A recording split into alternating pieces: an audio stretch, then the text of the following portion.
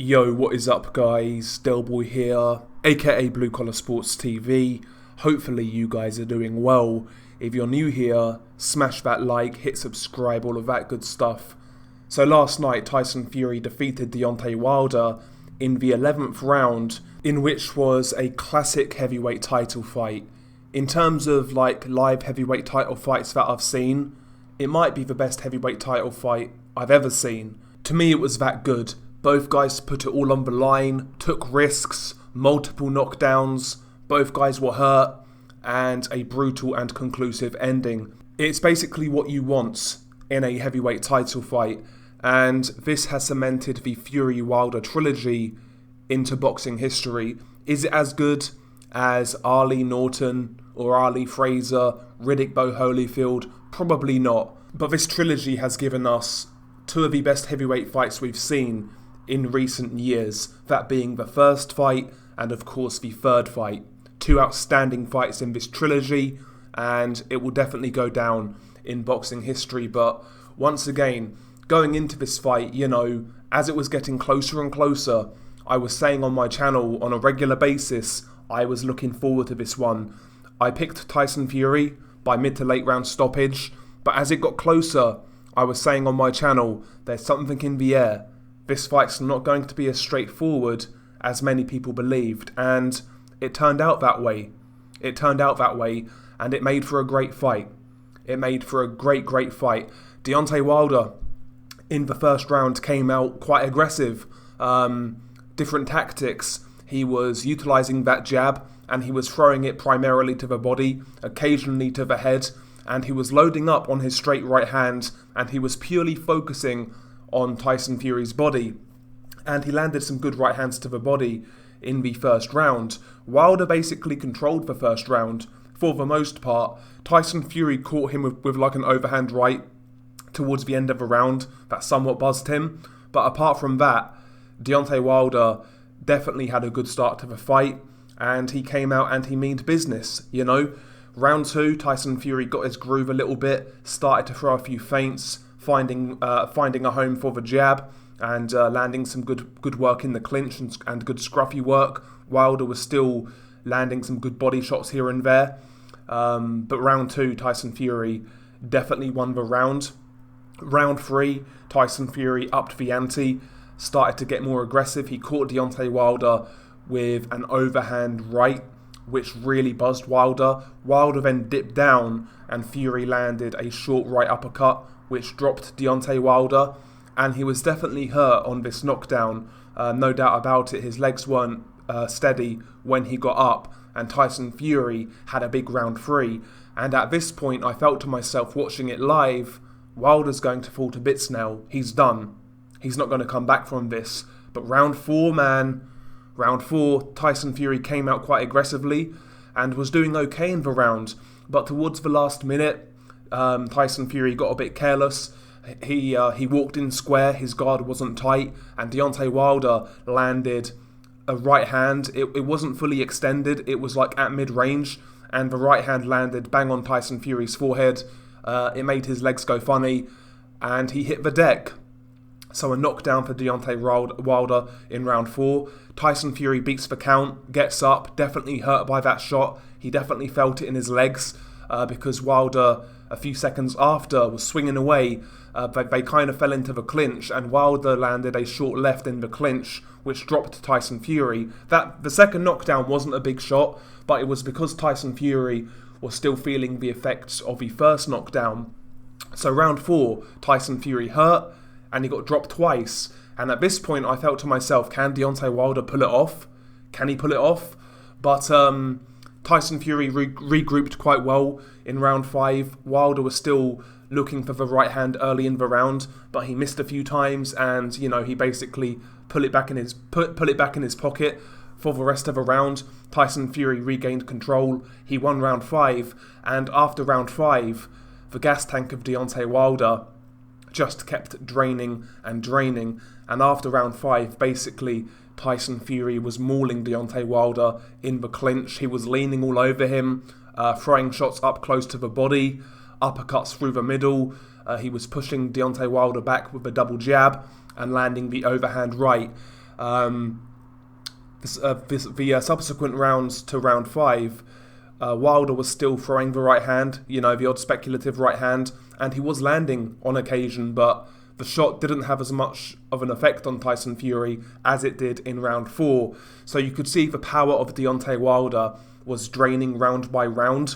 But nevertheless, man, he was still throwing heavy shots. He was still looking for the knockout. He was still fighting fire with fire.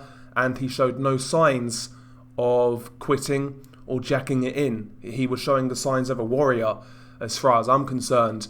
But, round 6, 7, 8, and 9, Tyson Fury really put it on Deontay Wilder.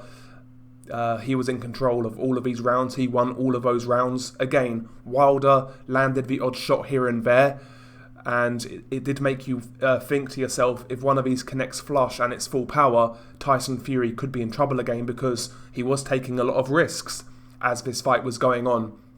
And round 10, Tyson Fury once again dropped Deontay Wilder. I believe it was with a right hand, overhand right. I might be wrong. But Deontay Wilder was getting pinged all around the ring in round 10. Actually at the start of round 10, the doctor checked on Deontay Wilder to see if he could continue, but he could.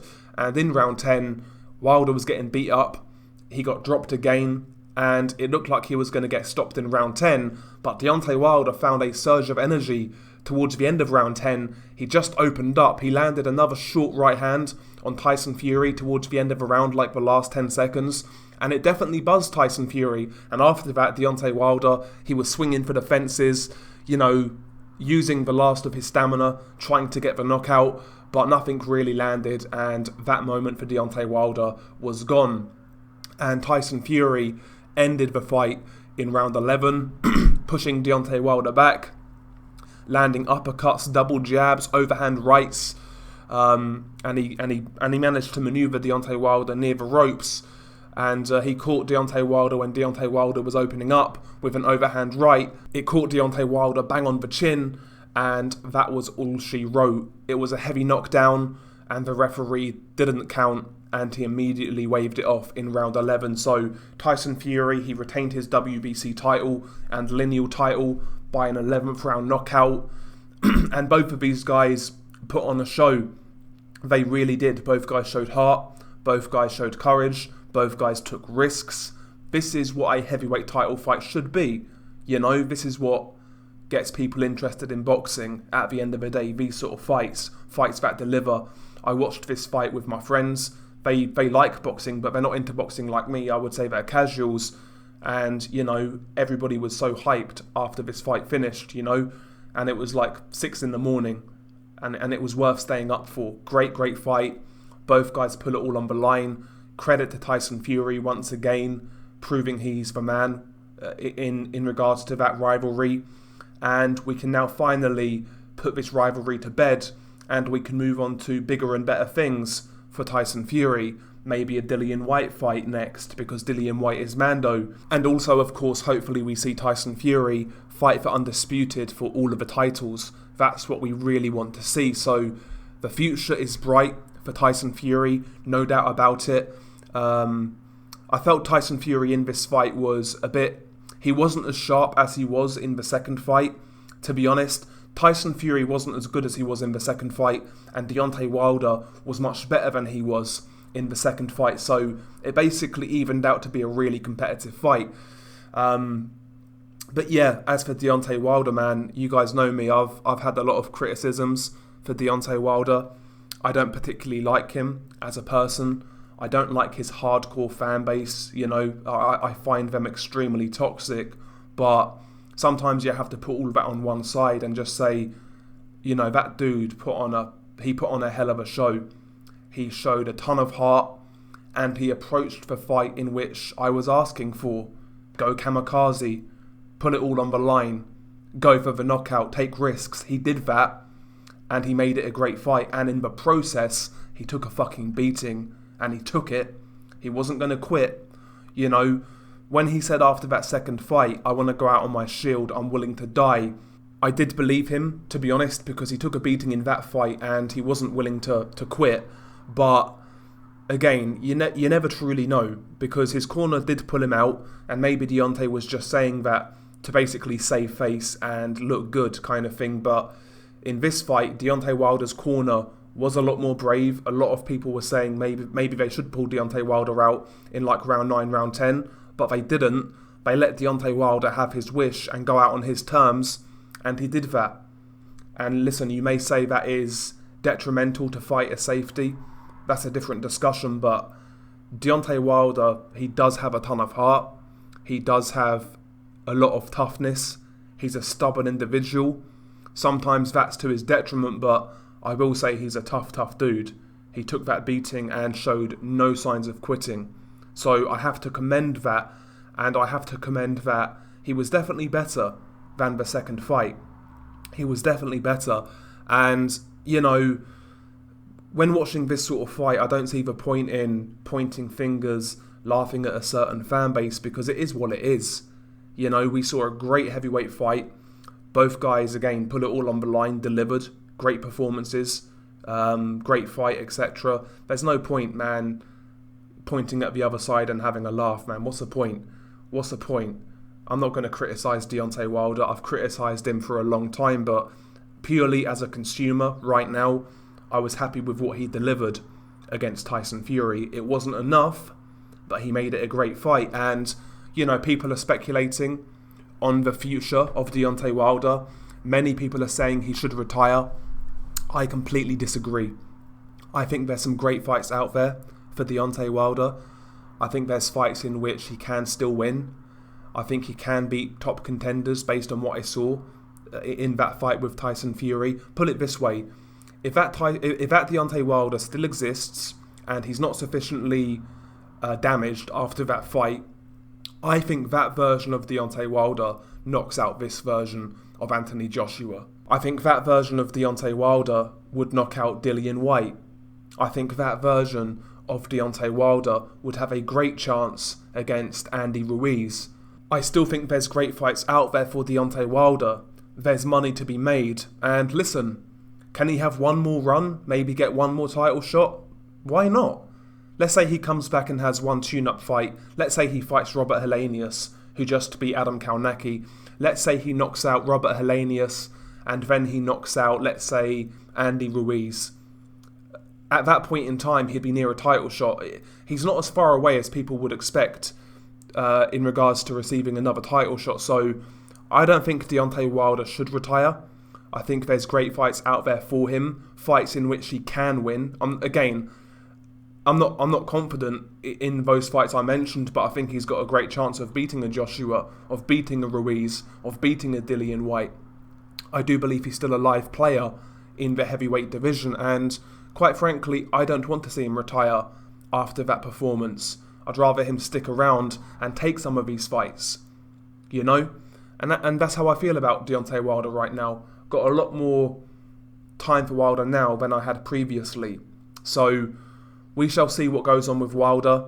I hope he does come back, you know, take a rest, maybe come back middle of next year, fight Robert Helenius, and towards the end of 2022, fight Andy Ruiz in a big pay-per-view fight.